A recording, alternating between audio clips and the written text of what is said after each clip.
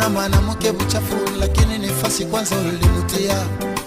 Ulimuweka mubilima cha usiku usimuye bure.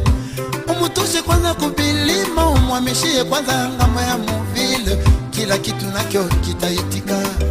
Unasema hatuwe kutandika, cha usiku acha nikwambie. Ulimupa kwanza kitanda kyako kiko na migulu 3. Akiikala mubaya na geuka kilo ya kalamu. Mufanyishie kitanda, kisho mauzie godoro. Banandika lala salama, usingisi mnono kwa watoto wako. Akitia kukitanda, kazi ya kutandika na sabu.